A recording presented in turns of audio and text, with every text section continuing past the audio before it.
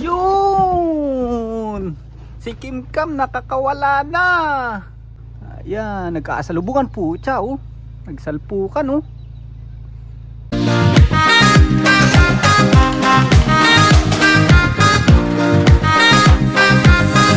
Ayan si Kim Kam.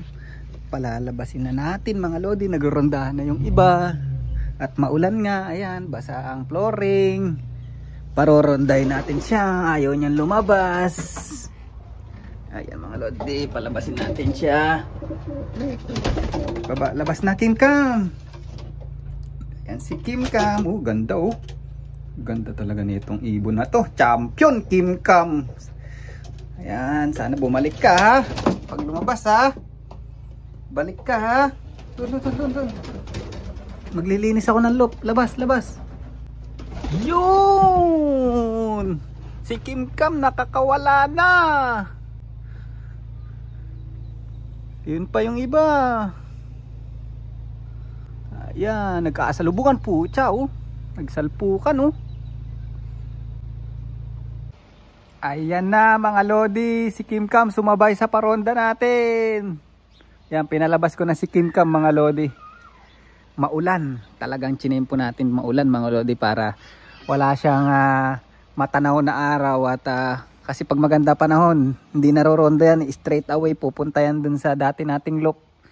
Ayan, nakikita niya, malalaman natin kung nasa si Kim Kam dyan, kung sino yung humihiwalay dun sa grupo. Kasi hindi sanay dito lumipad ng may kagrupo yan eh. Nung lumabas nga siya kanina mga lodi, hindi na siya sanay lumipad kasi lagi nga diba nakakulong. Dumapo eh, ang baba ng lipad doon agad sa bubong eh. Nasaan na sila?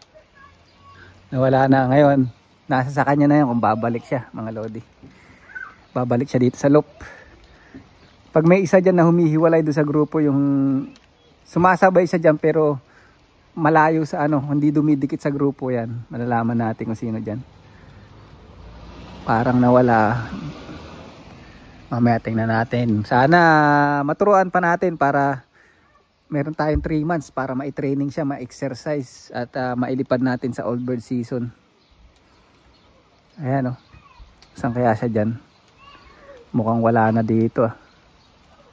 Ayun, yung nauuna na yun mga lodi. Ayun, nandun siya, nakita ko. Ayos yan.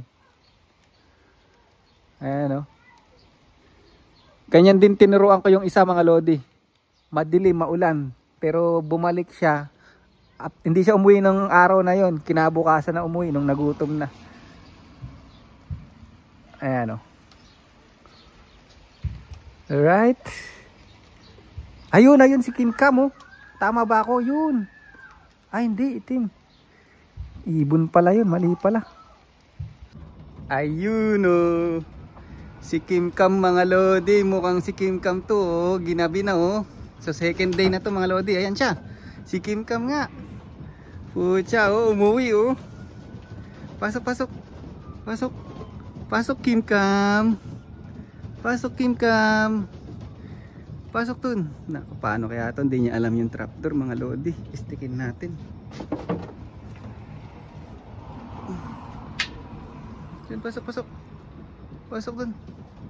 Pasok Kim Kam. Pasok dun. Dun. Go. Other side, go. Naku, hindi niya alam yung trapdoor.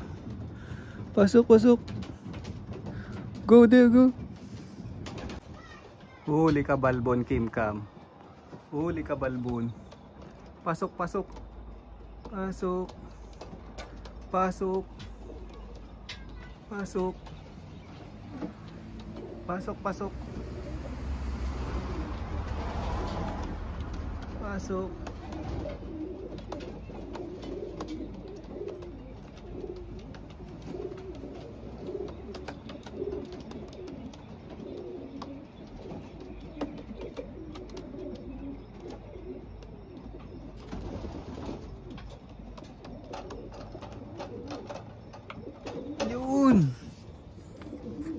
Ayun oh. Na-rehome natin si Kim Kam mga lodi. Yan yung red na ring na yan. Napakagandang ibon. Beautiful Kim Kam. Club champion natin mga lodi. Yan, nakakatawa kasi unti-unti ko nare-rehome yung mga old bird. Ayan, meron tayong pag-asa sa long distance kasi sigurado ako mga lodi, nasa kondisyon lang. Uuwit to sa malayo mga lodi. Ayan, kasi yung tatay nito yung 1,200 km finisher. Ayan, saka kung naalala nyo yung kapatid nito walang toss. Yung last hen na kinuha ko sa tropa, ayun yun, walang toss mga lodi. Ang last toss lang nun parang 10 km. Tapos jump sa 300 km yata yun, nakauwi doon sa dati kong loop. Ayan, napakaganda mga lodi. Ito pa isa mga lodi, oh. Ito pa isang old bird na narehome ko, anak ni Wellsford, yung blue bar white light. Tapos ang nanay nito si Lady Stubborn. Yan, sayang si Lady Stubborn, hindi natin narehome, bumalik doon sa dati kong loop. Tapos ito yung anak niyan mga lodi. Ayan, oh.